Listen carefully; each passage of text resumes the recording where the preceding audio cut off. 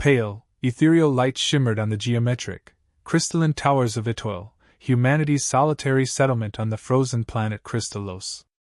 Every structure, from the low-slung domes to the sky-piercing spires, was intricately carved, the ruggedness of the ice interwoven with the perfection of technology. That light didn't come from the sun, a lazy star that always hid behind dense clouds, but from the geothermal furnaces, the artificial heart of Étoile, the only thing preventing the invasion of eternal cold. Elara, a young woman from Earth, sighed, her deep blue eyes staring intently at the plasma core before her. Her breath turned into fleeting wisps of mist in the air, a constant reminder of the harsh cold. Her hair, a pale platinum with a hint of green, fell loosely across her face, reflecting the eerie light of the geothermal furnace. With a swift, practiced motion, she brushed it behind her ear, her hands busily loosening screws, carefully inspecting the surface of the plasma core. This work, though dangerous, was Elara's comfort zone. For 2 years she had spent most of her time maintaining and repairing Étoile's geothermal furnaces, a job so repetitive it bordered on monotonous, yet utterly vital. Without them, Étoile would succumb to the bone-chilling cold, and life would wither. But today, something was off. It wasn't the dropping temperature, nor the familiar mechanical hum. Elara felt it in her gut, a vague sense of unease creeping into her mind. And then, as her gaze drifted over a hairline crack on the plasma core's surface, that unease began to take a distinct shape. It was corrosion, but unlike anything she had ever seen before. Instead of spreading naturally, it formed strange figures, resembling the ancient runes she had seen in old books about Krystallos' history. These characters, she had heard, carried the meaning of the dark forces of ancient times, which had long been forgotten. Elara's heart beat faster. The sounds of the surrounding machinery seemed to grow louder, like the lament of trapped spirits. She tightened her grip on the tool in her hand, trying to push away the rising feeling of dread. "It's just a small crack," she told herself, her voice echoing in the confined space. "I'll fix it, and everything will be fine." But when Elara looked up through the large circular window connecting the settlement to the outside world, she knew things weren't that simple. Outside, in the swirling snow, 5 figures stood as still as ice statues.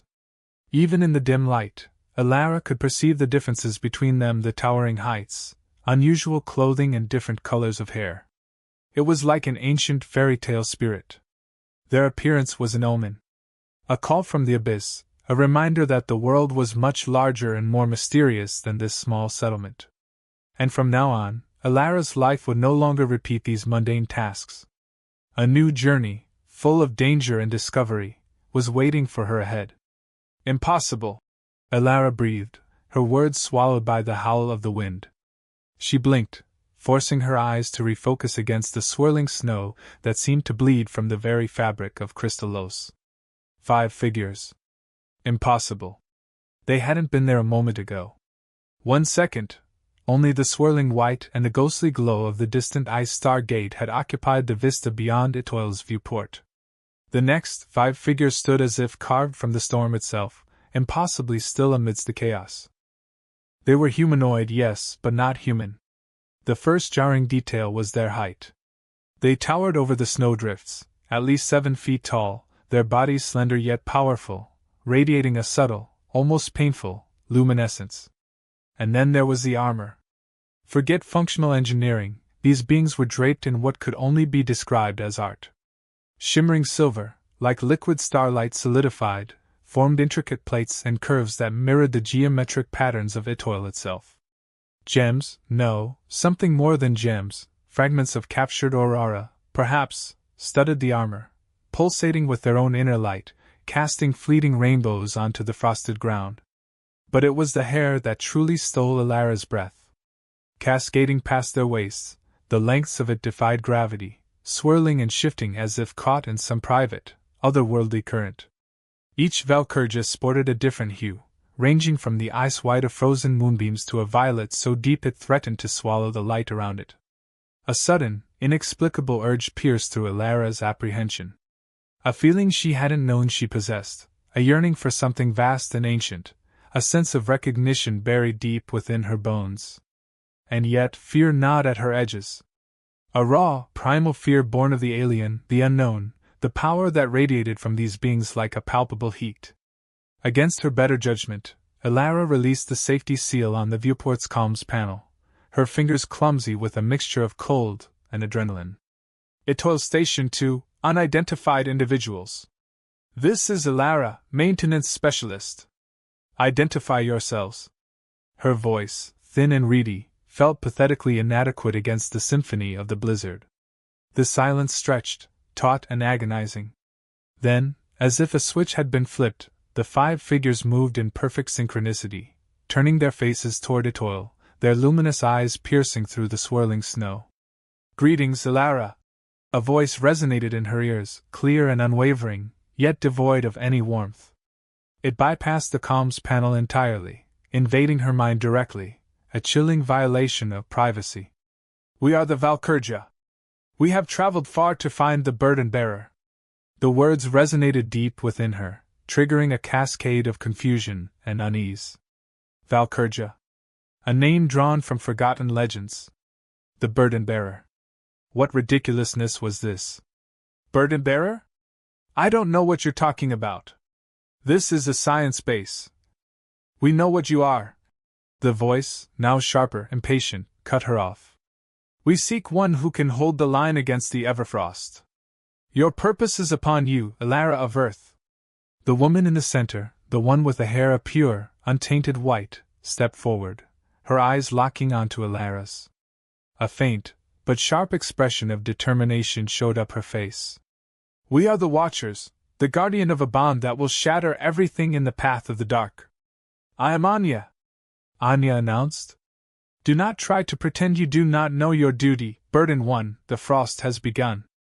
Anya finished, her eyes piercing through her heart.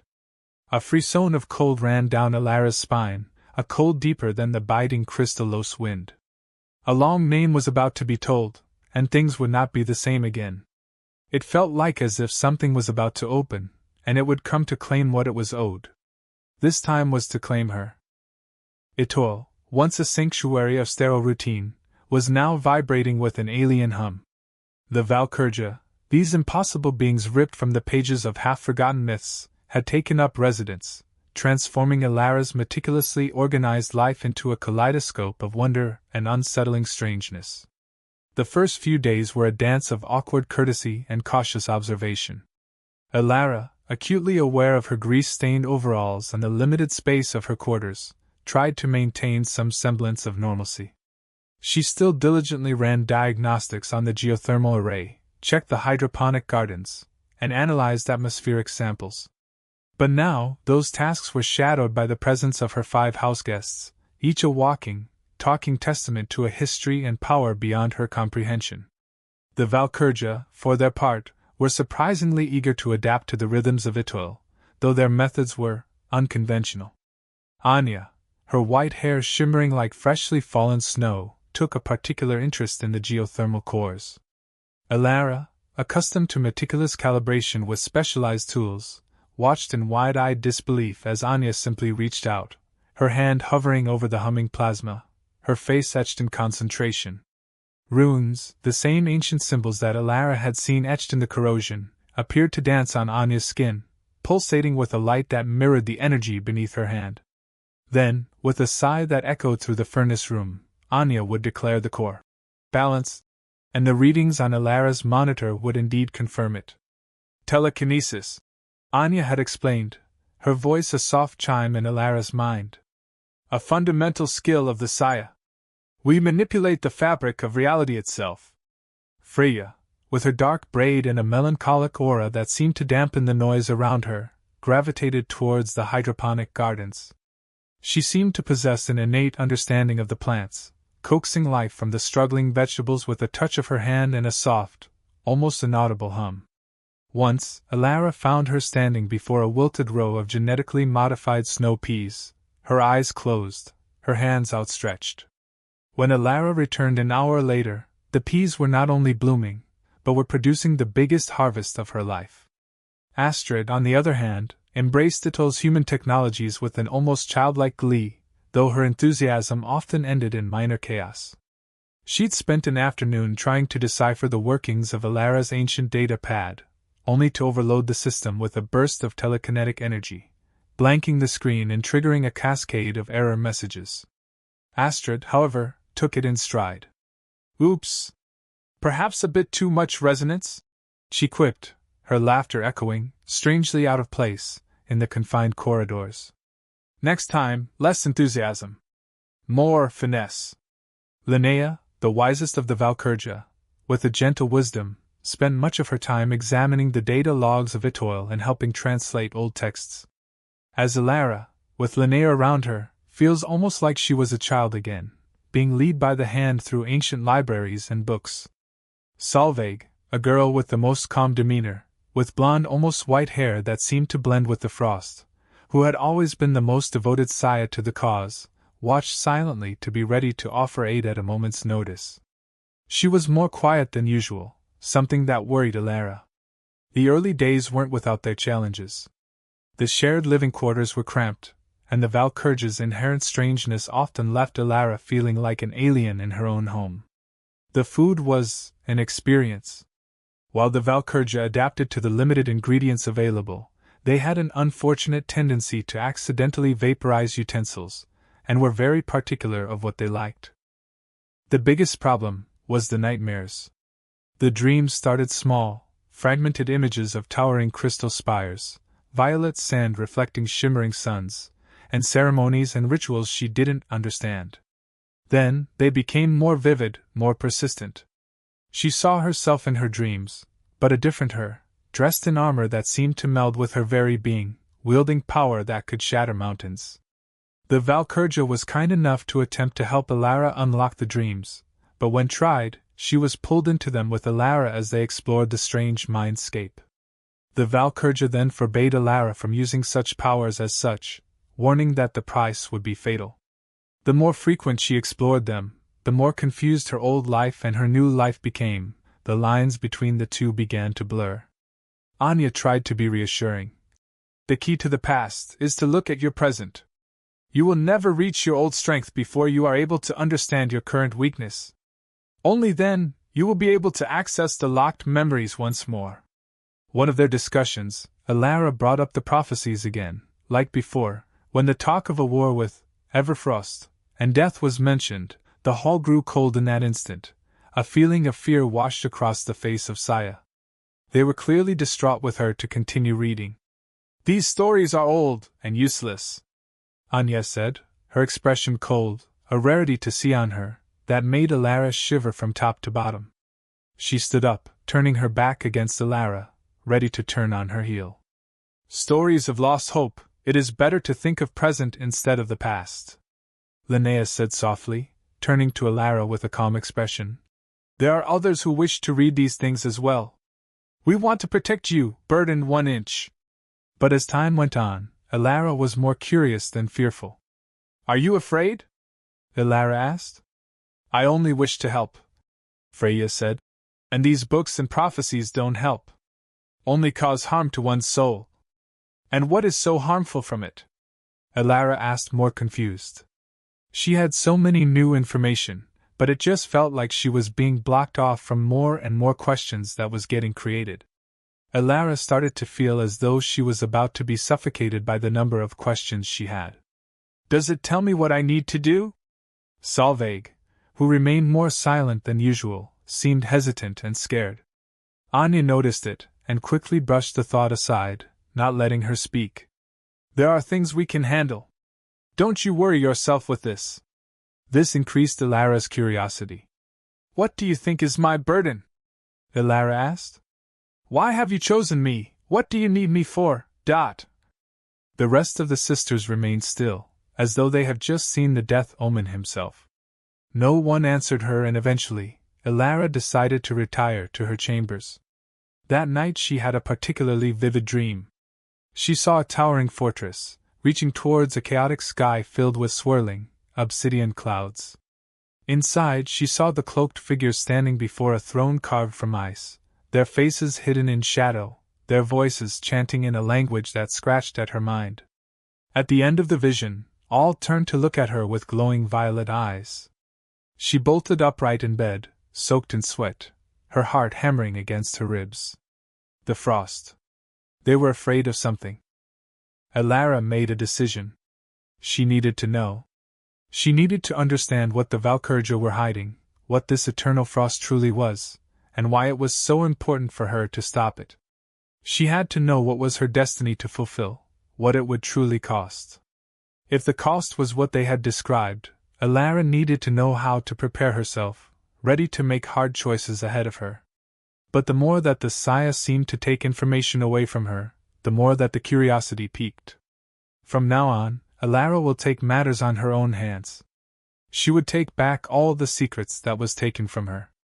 This would take more than she could handle, especially now that a secret had been revealed to her. The Saya wanted to protect her, but Elara couldn't help but feel as though they were trying to manipulate her instead. Now that a threat may or may not have existed, Elara needed to understand, and she would do anything to unveil. The klaxon ripped through the manufactured tranquility of Étoile, a harsh, guttural cry that clawed its way into Elara's newly awakened consciousness. Before she could fully register the alarm, Anya was at her door, her movements a blur of silver and urgency. The brethren of the Everfrost. Anya spat, the name a venomous curse in her usually melodic voice. They've breached the perimeter. Elara's blood ran cold, turning her limbs heavy and sluggish. The brethren, the fanatics who worshipped the destructive force the Valkyrja had warned about. She had dismissed them as the ramblings of ancient lore, dismissed the prophecies as mere metaphors. Now they were real, a tangible threat to the fragile sanctuary she had called home. Without a word, Elara scrambled into her environment suit, the familiar ritual now infused with a desperate urgency. Anya moved with her, her eyes constantly scanning the corridor, already strategizing, her focus absolute. Astrid, Linnea, secure the lower levels. Freya, with me. We must protect the life support systems. The power they needed was on the field. Elara ran through the tunnels. It was as if she were a pawn being played around on a board. The fear in her was apparent. Her face had been red as she continued forward. It was getting hotter and hotter. Elara arrived at the Stargate. Valkyrjas already stood there, ready to begin their stand. Elara reached her side. What should I do? You cannot protect me all the time, Anya. Elara tried to keep her voice clear, but Anya already had noticed what she'd been thinking. Anya had been worried this would come, as if she had predicted that one day, Elara would become a burden that could not be carried. Anya did not look at her or spoke, but her gaze was steely as she ran through her plan. We will take care of them together. You are the one who has to protect the core and planet. They have come for you, burdened one. The battle was short and brutal. The attackers, clad in rough furs reinforced with crude cybernetics, fought with a desperate ferocity fueled by a chilling fanaticism. They chanted praise to the Everfrost, their voices distorted by vocoders. Each step was like the thunder of war. As their numbers fell, the remaining ones went mad, as if the very cold could protect her. They were no matches to the Saya of this world. However, that did not mean they were powerless as more and more Saya began to be cut down. Anya, as if ready to finally end it all, took a sword and jumped. A sudden wave of telekinetic energy surged through the air, sending them ragdolling through the icy tunnels. They were quick, agile, and fearless, but no match for the Valkyrja, whose centuries of training and mastery of cosmic energies allowed them to weave a deadly dance of force fields and telekinetic blasts. Elara, initially relegated to defensive support, soon found herself thrust into the thick of it. Guided by Anya's telepathic instructions, she manipulated plasma conduits with surprising precision, turning Étoile's own energy against the invaders. Use the flow! Anya commanded in her mind. You have the power to control it all. Fear gave way to grim determination, and Elara thrust her hands, unleashing a flood of plasma. The invaders screamed in pain and turned to ashes as Elara and the remaining Saya looked with shock of the amount of energy she could wield. The last of the fanatics fell, collapsing into grotesque, frozen sculptures. With the battle won, and they had done what they can. Elara stood in the newly formed scene, with bodies everywhere, and the air was thick with the smell of burnt fur and ozone. The silence felt even more oppressive than before. Her victory felt hollow, stained with the blood of zealots, and marred by the growing unease in her heart. She looked over the fallen bodies, her insides churned at what she had done. "It is over for now," said the voice of Solveig suddenly. "We have to go fix it." Elara turned to look, and it was the first time that she seemed genuine in this planet, one of warmth and happiness. But quickly it vanished. "They will be back. They always return when the ice starts to take over." Freya, standing beside Anya, her eyes haunted as she looked at Elara. "We will be with you, no matter what. Now then, let us prepare for the worst," Linnea mentioned, as they walked to take the bodies away. In the days that followed, Elara threw herself into her studies, poring over ancient texts and holographic simulations, desperate to understand the Everfrost and the Valkyrja's true purpose. The more she learned, the more conflicted she became. She was the burdened one, someone that needed to change fate to make things better. Was that destiny all too good to be true? It may be good for the universe. But was it a good fate for her? The more questions she has, the less any answers were provided for her. But if all the power was on her, she could do whatever she wanted. She finds Anya's diary from one of the crates. Inside, it was written with the finest of details. It talked about how the writer had been struggling to write. She thought she was losing it. It was all incoherent for the first half, the same message being repeated until it eventually changed to more. "We knew it then. We were being pushed back, and the fracture was about to happen. The burdened one had gone missing, and we have not found her. But to even find you, she was the key. She was everything. And after a power-hungry man sought it for his own purpose, we destroyed him, but lost everything in our wake. What were we meant to be saving, if we have destroyed ourselves and others? Our power grew to the point that there was nothing stopping us. All we sought was the power, and we lost everything. It has been millennia since the accident. Our race have been reduced to what you have just seen. My sisters will probably not agree with what I am doing, but I am so afraid. This is a curse and I should have never said anything. I have to now stop. There are too many eyes on my back right now. I do not want it to get to you, my dear child, what has befallen to us." After a lot of incoherent writing, the journal suddenly stops. She was horrified to find that the story was almost too real to read. She had to hide it from them. There was no doubt that Saya could hear what she was thinking, and would certainly be against her, so for the time being she had to be careful. But the story had been too big for her to not question. What had the power? Did she had been manipulated all this time? She was about to find it all out. The diary settled heavily in Elara's gloved hand, the weight of Anya's fragmented thoughts pressing down on her. Trust, it had always been a luxury she couldn't afford, especially on a frontier world like Krystallos. Now, with the fate of the galaxy seemingly resting on her shoulders, it felt downright reckless. But the seed of doubt had been planted, and Elara couldn't ignore it. The noble Valkyrja, the saviors of the cosmos, were they truly what they seemed, or were they driven by a desperate, perhaps even selfish, agenda? "We'll be moving out at dawn," Elara announced, her voice carefully neutral as she addressed the Valkyrja in the main chamber. Linnea, Freya, and Astrid turned from the console, their luminous violet eyes focused on her with unnerving intensity. "The sensors are picking up increasing subspace anomalies near the abyss. It's time we investigate this Everfrost thing for ourselves." Anya, who had been brooding near the viewport, turned slowly, her expression unreadable. "The abyss is a perilous place, Elara. It is the nest where they first spread the frost. The place it gets their power. Then it's time we saw it with our own eyes," Elara countered, her voice firm. "We can't rely on ancient prophecies or fragmented memories. We need hard data, first-hand experience. And frankly," she added, steel entering her tone, "I need to know what I'm fighting for." A flicker of something, frustration perhaps, crossed Anya's face, but she suppressed it quickly. "Very well. We will prepare. But you will heed our commands, Elara. The abyss is not to be trifled with. Elara nodded, refusing to back down from Anya's gaze. Understood. But I make my own decisions. The atmosphere in the small vessel was thick with unspoken tension as they approached the abyss. The once familiar starfield outside the viewport warped and twisted, as if viewing the cosmos through a shattered lens. The sensors screamed with conflicting readings, the air crackled with static, and the very ship shuddered under the strain of some unseen force. What is a mind reader useful for? Solveig asked timidly. What can I do?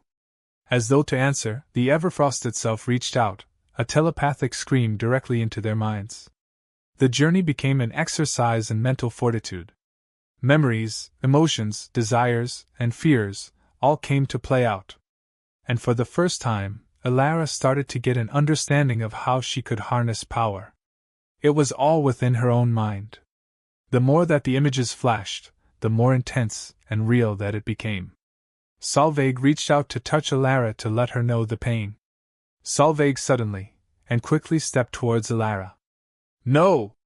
She whispered, but Elara already had known. The door would be opening, as the cold crept to their skin, threatening to take over. This was the place where death was made and began. The entrance was not too visible to even those who have been trained by experts. So what happened after was all too fast, and all went dark as Elara blacked out. When consciousness returned, Elara's head swam with a kaleidoscope of images. She saw Anya's face, contorted in a silent scream as spectral claws tore at her mind. She felt Freya's despair as she struggled to maintain a protective barrier against the encroaching nothingness. She sensed Astrid's reckless courage as she hurled herself at the source of the Everfrost, a desperate attempt to buy time. Elara! Please! You need to wake up. The voice called. It was a voice with so much familiarity and warmth it felt alien and new. It was then that Elara had met a new, and even older memory came up. In front of her, she was facing that being of darkness. This cannot exist. But then she looked at him. He wore the colors of darkness, his hair as long as a whip, and in his hand was her long-lost love, Solveig. It's time for you to decide. I have all that you will ever need, and all the things that will give you freedom. Take it and stop being a slave for the women who are going to chain you and leave you for ruin, he said. They use you and they will betray you. You don't even remember this. All was cold. All was empty. All was right. That was all that he was. The nothingness. Then she turned away from him. No. That was not what the future of the galaxy was to become. This wasn't it. These things, all that was shown was for manipulation. Elara, my love, remember what you are? And suddenly she awakened. Elara, her love. It was only for that split second did she knew they were together. It didn't hurt anymore. It felt like what she did was right. Anya looked at her at the mirror with an expression that cannot be named. No fear, happiness. It was blank. Did you see it? Anya asked. No, Elara responded, her voice hoarse, a tremble lingering in her hands. No. Anya looked at her once more, with what looked like longing. Turning around, she told everyone what to do. A path to change the very galaxy. With the support of her sisters, Elara channeled every last bit of power to ensure it can be saved. The more that Elara poured her power, the more her image shifted between the memories of then and now. Until eventually, two forces collided and there was only one, the two turned into a whole. The light shone from her, and it casted the darkness out. I am the Burdenbearer and the Watcher. Elara had thought and knew her new role. With the combined wisdom and power of the Valkyrja and Elara, the Everfrost was banished, its twisted energy dispersed, its influence forever broken. Elara had changed, a transformation as profound as the shift in the planet itself. No longer a maintenance specialist, she was now a conduit of cosmic power, a guardian against the forces of darkness, forever bound to the Valkyrja by a bond that transcended time and space. She was whole. The visual representation of that would be a close-up of Elara, and slowly she turns and fades into that version of Elara in her memories. Her look of peace and power is overwhelming. The theme music began, as if it was a battle and we had won. And in that brief quiet peace, we were able to finally take what we were always supposed to be. With the victory achieved, a fragile peace settled over Krystallos, a peace tinged with the knowledge that the Everfrost was not truly gone, merely held at bay. The world was forever different, and so was Elara. She was ready to move on to the next steps. In the end, her name was Elara, and she was the guardian of these things. It wasn't an option, but something that she had to do. But was it truly what she wanted? Who was to be the judge if this was the right path? Now that Elara had obtained this newfound knowledge, the world was hers to claim. And so the journey began. A vision had come, and it was of something. This was more powerful than ever, and at least she knew she had to move forward or lose everything she had known once more. A new cycle needed to start for a whole new existence. To explore and ensure that whatever was hers and hers alone. She had a galaxy to protect, and she didn't know what was going to happen next. It seems that it was time to embrace a new fate. She said it as so. The war still goes on, but at least it is not over. With a close-up of her face as the tears flow, and a resolve has been made. The echoes of the battle against the brethren faded, leaving behind a silence that was not empty, but expectant. Étoile, once clinging precariously to survival, now pulsed with a newfound energy. The geothermal cores thrummed with a vibrant, stabilized power, bathing the settlement in a revitalizing glow. The snowdrifts, once oppressive, sparkled with an almost celebratory light. And Krystallos itself. Krystallos was changing. Patches of violet flora began to blossom on the icy plains, pushing through the frozen crust with a delicate persistence. The air, once a frigid blade, softened, carrying the scent of pine and something else, something alien and almost intoxicatingly sweet. Elara watched from the viewport, the sight a balm to her weary soul. Solveig's sacrifice had been agonizing, but from it, a new hope had sprung. Now she carried a burden for the next generation. The journey will be full of loss. But it was something that was necessary to become. After it had ended, Elara found herself more at peace. The knowledge had came, and now all it was just about control and acceptance. It is beautiful, Linnea murmured, standing beside her, tracing the outline of a blooming ice lily on the windowpane. Like a dream. Anya joined them, her face still etched with grief, but her violet eyes now held a flicker of something that Elara recognized: resolve. But the Everfrost, it is not vanquished. It is merely contained for now. Its influence still echoes across the galaxy. If you are to become a goddess, then so will you need a god, Anya said. Then you'll know true power, and what to do with it. You do not have to help me, Elara said. It is okay. My choice, and you may live without fear.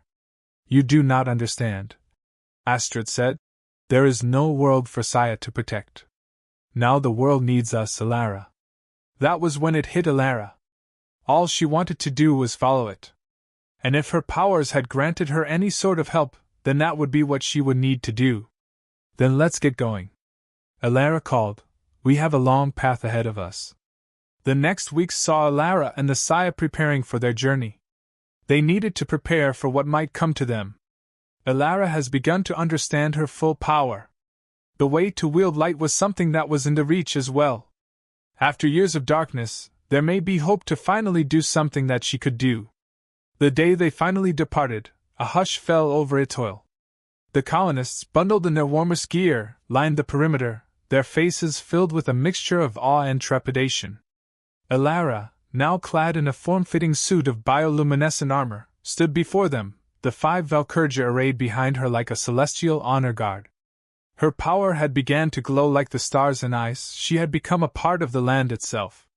We will go, Elara announced, her voice amplified by her helmet, carrying across the frozen landscape. To confront a darkness that threatens all. But we will return. And when we do, we will bring with us the hope of a new dawn. With a final nod, Elara turned and boarded the Aurora, a sleek, newly refitted scout ship. It was an explorer's ship that could maneuver quickly, making their escape and path that much faster. The Valkyrja followed, their footsteps light and graceful on the icy ramp. As the ship's engines roared to life, Elara looked back at Étoile, at the small settlement that had, against all odds, become her home. It was more than a collection of structures. The lights of that colony were there, watching them as they depart. And those lights that came with them would never be forgotten again. They went through and looked back no longer. "We must get to the source," Elara called. "The prophecy has made it clear that there will be another one that is on the path like us. To defeat the Everfrost is to meet that being and forge our way together. It will be a long time," Anya says, as all of the members head to their cryobed. "Are you ready for this, Elara?" Elara looks at her, then replies, "I might be afraid. But I never expected to be here, and I'm not a leader by any means, but if this is what I must do, then I will." As the chamber starts to turn cold, Elara thinks and wonders what lies for them in the end. What this all means, and hopes that they can prevail. It was now or never. They must make sure they can take everything from the old to go, and make something new. Years later, word spread throughout the explored galaxies of a new force, a beacon of hope in the face of encroaching darkness. Tales were told of a woman with icy eyes and hair like a frozen dawn, a warrior who stood alongside ancient Valkyrja, forging alliances and pushing back the Everfrost.